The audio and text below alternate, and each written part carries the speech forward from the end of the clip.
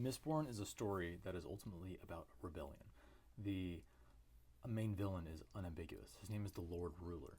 And who the rebellious characters are, like Vin and Kelsier. You know from page 1 that Kelsier is a rebel, and that Vin is the upstart rebel that was going to follow in his footsteps. You know that right away.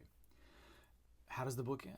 I won't spoil it for you, but you can probably guess how a fantasy book about rebellions, how it ends. Do you think it ends for the good guys or the bad guys? Real life rebellions aren't always so obvious.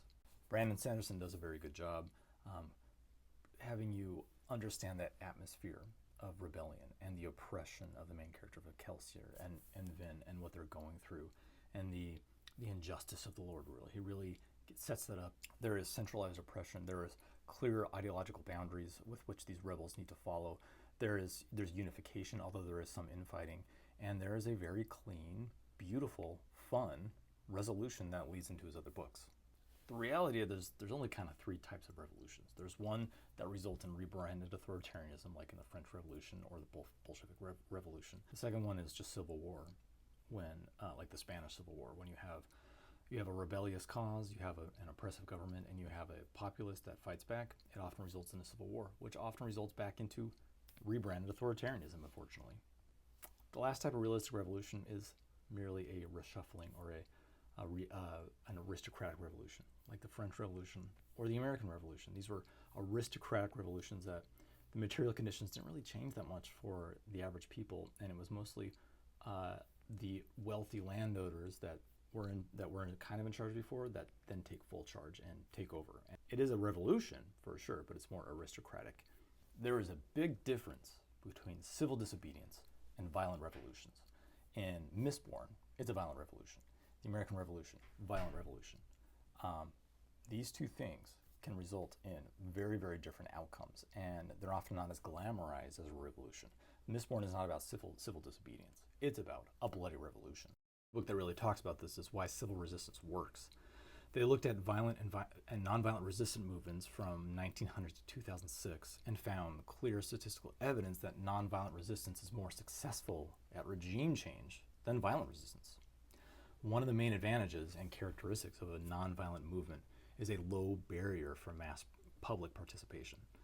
Violent resistance almost always relies on a smaller group of people, fragile networks, and unreliable external assistance. The low barrier of nonviolent resistance opens the doors for a larger cohort of the public across racial and class and ideological lines. And that can provide the impetus for the movement, and that which insidiously kind of chips away at the power and influence of the regime who has in control. It's way, way easier for a regime to crack down on a violent group like the Lord Ruler, who uses terrorism or guerrilla warfare in the resistance. Much easier to do that.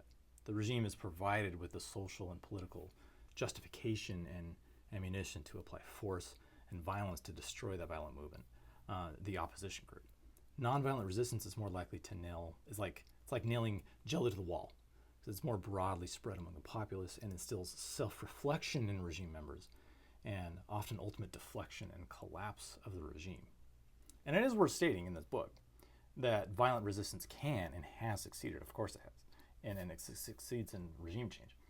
But they most certainly, they succeed at much lower rates than nonviolent movements, and the authors provide a lot of ample evidence of that. Additionally, once a violent movement succeeds, they are way more likely to have more harsher civil rights abuses and oppressive instruments in place, just like we see throughout global history, particularly the 20th century. So why does fantasy simplify rebellion, like in Mistborn? It's because fantasy requires moral clarity, narrative closure, and heroic agency. History doesn't offer those things.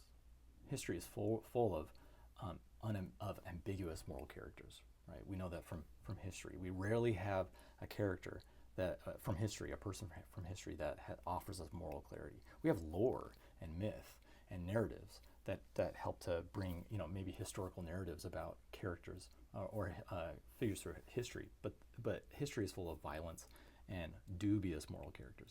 But that's why we love fantasy. That's why Kelsier in Mistborn, that opening sequence with him, is so inspiring. That moral clarity is so inspiring, and that's why I read stuff like Mistborn and rebellious fantasy texts because they help us they inspire us. If you like my content, please subscribe.